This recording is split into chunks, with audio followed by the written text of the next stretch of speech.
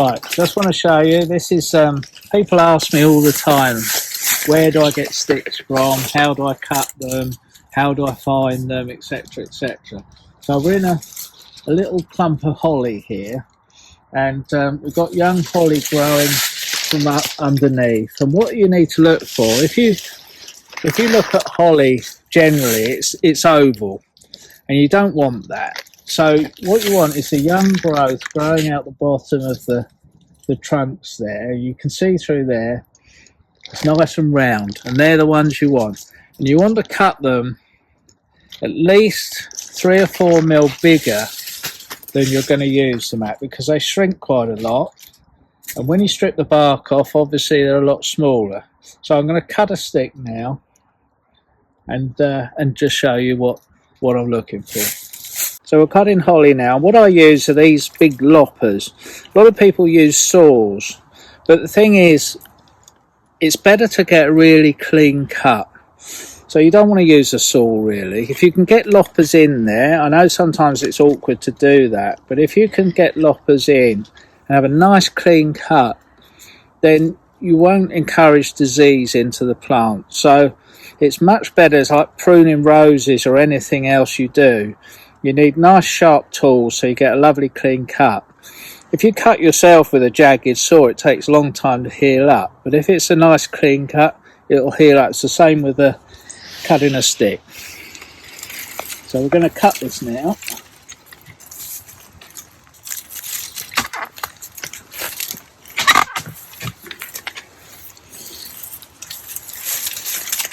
There we go. And that is a really good stick. You can see holly on the end there. It's nice and round, and that's what you want.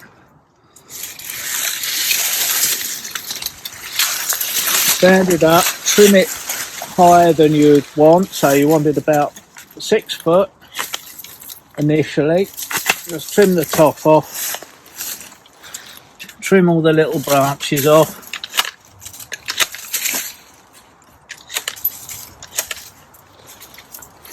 So here we have a really nice usable holly stick. It's bigger than you'd want, it's longer than you want.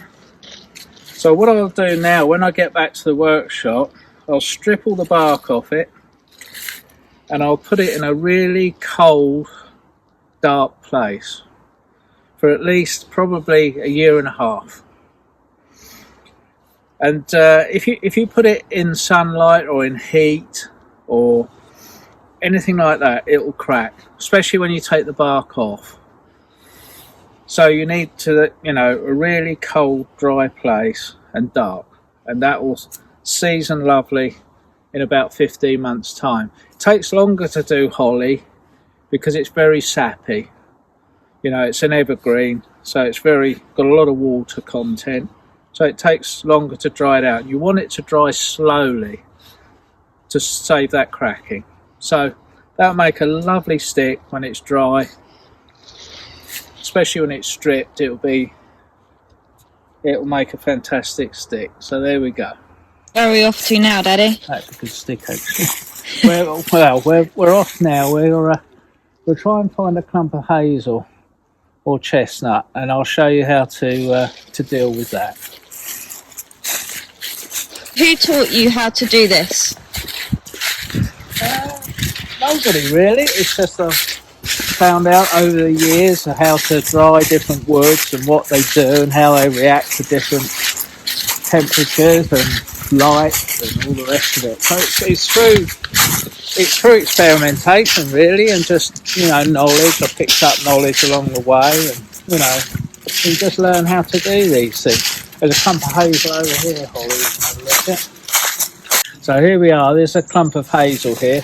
Not necessarily what I'd cut for a stick, but it's just to show you how I would cut it and why I cut it in a certain way. By the way, it's worth mentioning, with your tools, these tools have got really bright red handles. My secateurs have got bright red handles. If you haven't got that bright red, it'll be worth just spraying the handles with something brightly coloured, like a bright yellow or something like that, because when you put your tools down, you need to be able to find them, and it's a top tip, because the amount of secateurs I've lost and bits and pieces because you can't see them. So top tip, just give them a spray up with some brightly coloured paint, and it'll save you a lot of searching when you lose them. Anyway, so here we are. We're going to cut this hazel. This isn't a stick I'm going to use, but it's just to demonstrate where I cut it and how I cut it, best for the plant. So this is an overgrown hazel stand, I call it. So originally that would be like a root, and it would be coppiced, and it would be cut down every 2 or 3 years, and then new sprouts would come up, and people would use hazel for all sorts of things, hurdle making, all sorts of reasons, walking sticks, etc., etc.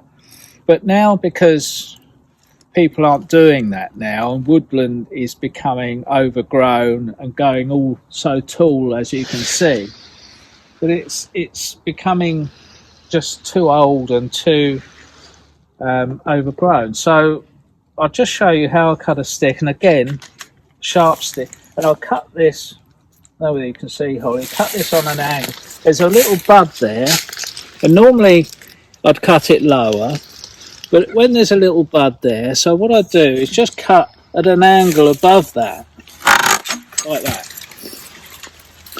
And that leaves a clean cut with an angle on the top of the hazel stand, and it leaves that little bud. And that little bud hopefully will grow into another stick.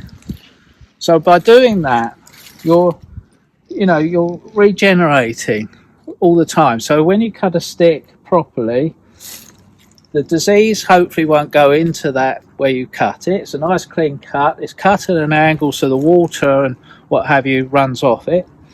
And you've left a bud there. So hopefully that's got a chance to regrow into another stick.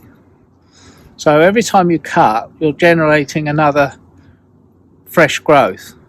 Not an old growth like this, but a fresh one.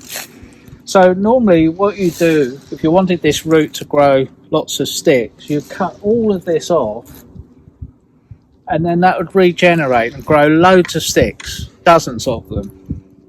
And that's how they used to coppice woodland. Same with chestnut. And you'd use the sticks, and you'd use the bigger wood for fencing, chestnut fencing, clefting posts, etc., etc. But all of that's dying out now, and you just get left with really untidy woodland, which grows to such a height and then rots, basically, and you can't use it. And all the area below isn't getting the light that it needs to regenerate other things like bluebells, etc., and new growth of trees, because the woods become dark, too much. So they need light to thrive. People ask me about twisted sticks and where I find them and how I find them, and are they made like that, and all those sort of questions, but they're not. They're entirely natural. So here's an example. It's not a good enough for a walking stick or anything like that, obviously, but it just shows you. This is the ivy, the honeysuckle that grows around the stick, and it leaves those twists in it all the way up. It strangles it, basically. So it grows, the ivy and honeysuckle, it will grip onto it and grow up it, and then the tree grows through it, or tries to, and it strangles it. And that's why you get the twists up the stick. And then eventually it'll strangle it and kill it, and it will just fall over and die.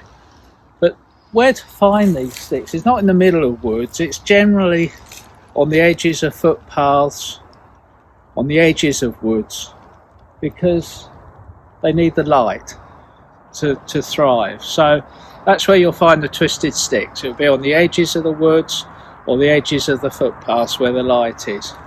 So that's about your twisted sticks. Okay, so next time I'm going to talk about chestnut, and we'll find a chestnut stand, and we'll talk about that. We'll talk about further in depth more about hazel, holly and other woods that I use and how I cut them, etc.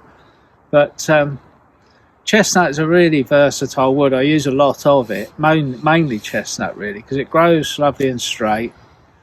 You can straighten it as you season it, which I can show you how to do. But also it's used for fencing, rails, posts, etc.